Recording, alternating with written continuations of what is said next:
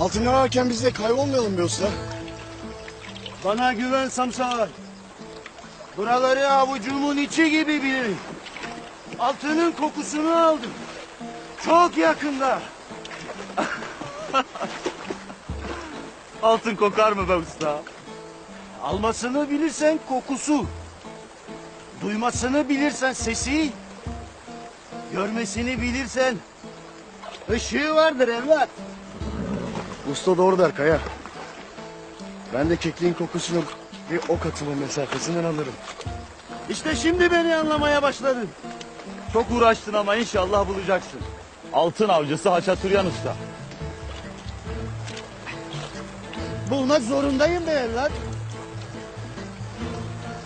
Ertuğrul Bey'ime sadece bir can değil, onurumu, şerefimi de borçluyum. Altını bulsam da bunları ödeyemem. Ama en azından obaya bir faydam dokunur.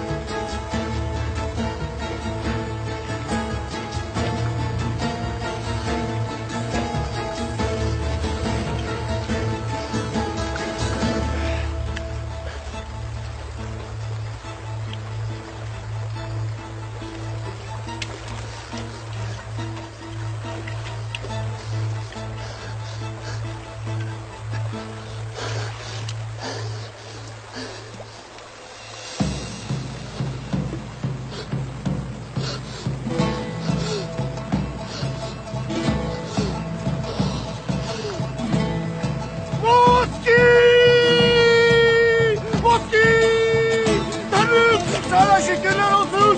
Biliyordum burada olduğunu. Altın! Altın! Altın! Altın! Allah! Tanrım! Sana şükürler olsun Tanrım. Biliyordum burada olduğunu. Altın!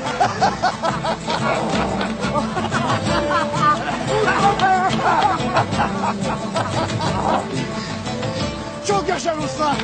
Ertuğrul Bey bu haberi çok sevecek. Ne duruyoruz atlar? Haydi gidelim. Haydi.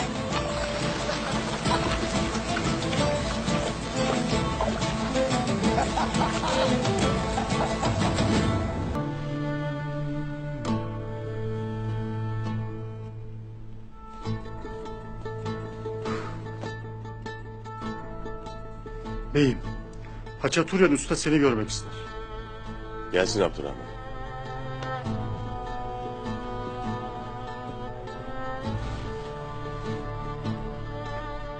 Gel Haçaturyan Usta.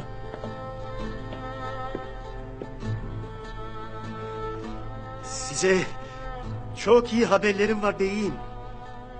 Ne hele? Tanrı'nın yardımıyla madenin yatağını bulduk sanırım.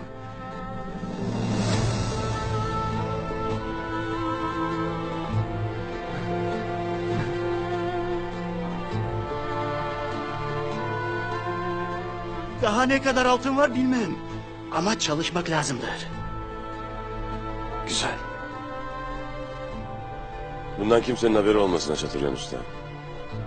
Server, Sır verme. Oraya hangi harflerle gidiyorsan aynı harflerle gitmeye devam edesin. Emrin olur beyim.